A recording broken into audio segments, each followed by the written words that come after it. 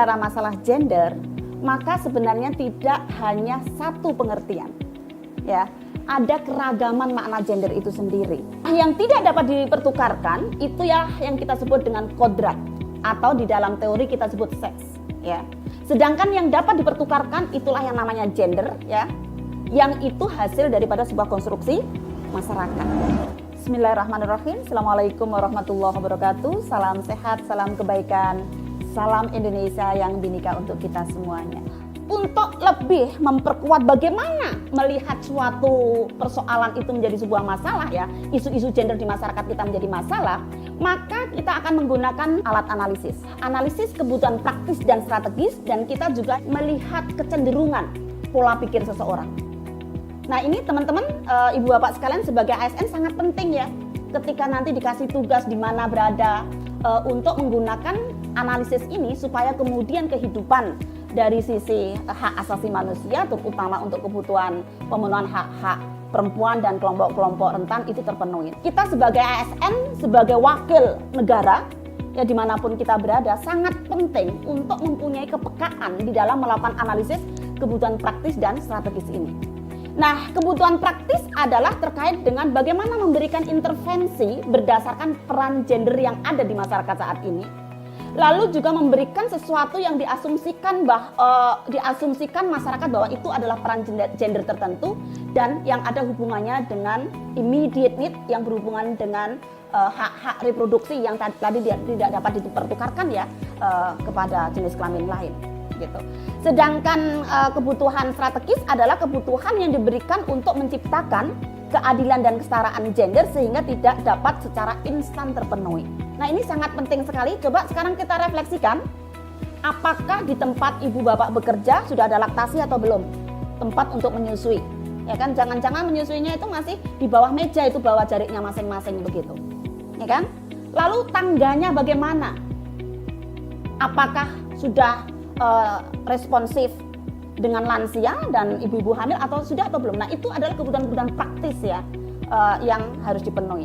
Terakhir ibu bapak sekalian adalah analisis terkait dengan kecenderungan pola pikir atau di dalam memahami teks-teks keagamaan terutama.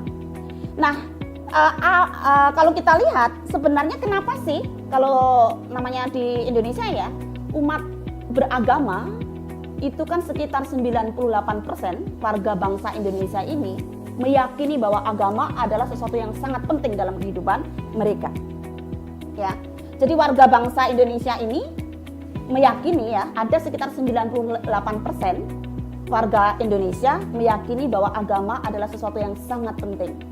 Tapi persoalannya banyak orang yang dengan agama itu juga malah menjadi konflik. Ya tidak kemudian selalu membahagiakan, padahal harusnya agama itu kan bisa membahagiakan orang, tapi kadang-kadang karena penafsiran tertentu itu menjadikan tidak rahmatan lil alamin lagi gitu. Jadi ada 3 pendekatan di dalam cara berpikir seseorang, yaitu pendekatan konservatif, pendekatan moderat, dan pendekatan progresif ya. Konservatif itu sifatnya harfiah, literal, apa adanya, pokoknya teksnya begitu ya dipahami begitu.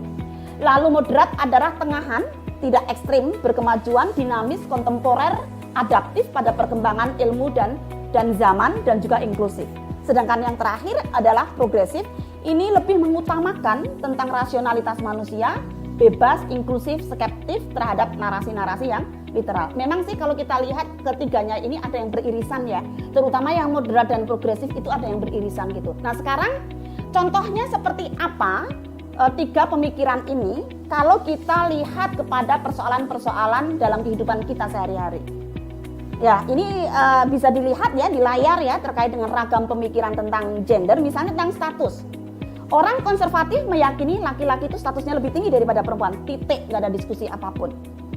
Yang moderat, laki-laki dan perempuan itu tidak sama tapi mereka saling melengkapi. Sedangkan yang progresif, status laki-laki dan perempuan itu sama. Kalau kodrat misalnya, ya kodrat perempuan itu di wilayah domestik dan pengasuhan, sedangkan kodrat laki-laki adalah di luar rumah atau mencari uang. Itu pendapat yang konservatif. Sedangkan pendapat yang moderat adalah perempuan sebaiknya memberikan prioritas untuk menjalankan tugas-tugas dalam rumah tangga dan pengasuhan. Jadi ada prioritas, boleh sih kamu bekerja, tapi jangan lupa ya tugasmu sebagai ibu dan sebagai istri misalnya kayak gitu. Nah, sedangkan yang pemikiran progresif adalah ya yang namanya kodrat itu yang melahirkan menyusui itu gitu. Tidak kemudian ada pemikiran kodrat perempuan itu di rumah, lalu kemudian laki-laki di luar rumah. Nah, terakhir mungkin saya akan memberikan contoh tentang penciptaan manusia ya, yang kadang-kadang banyak dipahami di masyarakat kita ya. Pemikiran konservatif, dia meyakini perempuan diciptakan dari tulang rusuk laki-laki, sehingga posisinya itu nomor 1, nomor 2, nomor 1 laki-laki, nomor 2 perempuan gitu ya. Coba mungkin laki-laki ada yang pada megangi ribnya ya, tulang rusuknya apakah hilang untuk diberikan kepada istrinya atau gimana gitu kan. Nah, yang kedua adalah kalau pemikirannya moderat, penciptaan perempuan dari tulang rusuk laki-laki itu hanyalah kiasan aja gitu.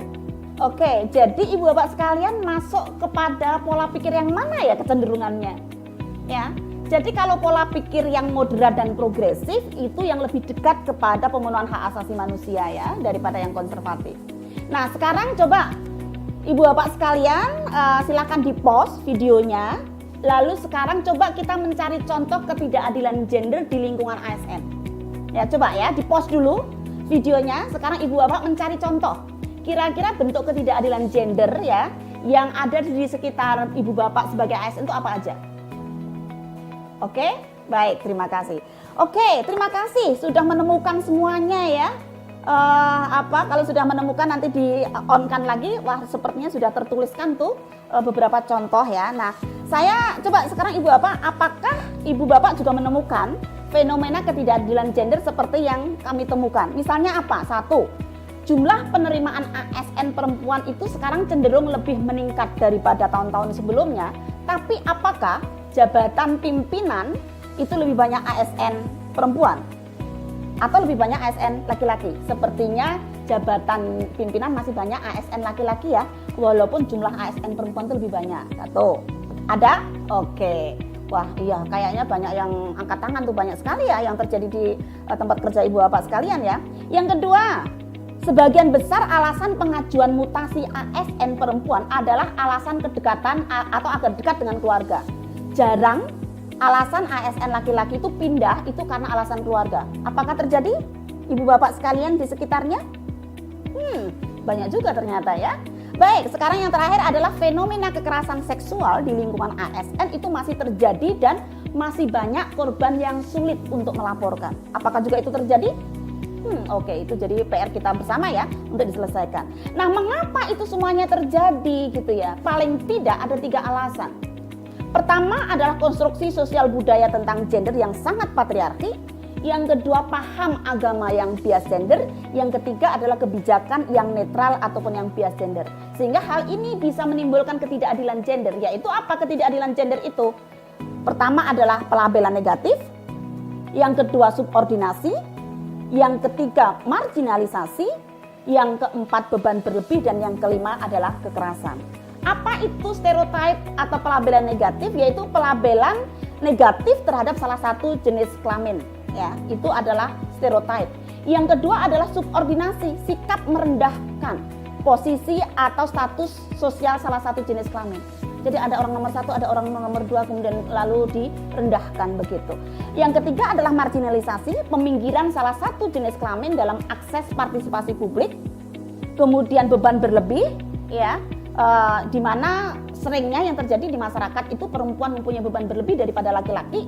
Gitu kan, walaupun dua-duanya bekerja, tapi ketika puasa gitu ya, yang habis bekerja laki-laki biasanya baca koran, masuk tidur gitu ya, tapi pekerja ASN yang perempuan itu kadang-kadang langsung masuk dapur begitu. Nah, ini hal-hal yang saya pikir perlu dikurangi ya atau di stop gitu. Yang terakhir adalah kekerasan. Kekerasan ini bisa berupa kekerasan fisik, kekerasan psikis ya, kekerasan ekonomi dan juga kekerasan seksual. Sehingga harapannya kita para ASN semuanya bagaimana kita menghentikan bentuk-bentuk ketidakadilan gender yang ada di sekitar kita. Saya pikir itu, terima kasih, kurang lebihnya mohon maaf. Assalamualaikum warahmatullahi wabarakatuh. Salam kebaikan untuk kita semuanya.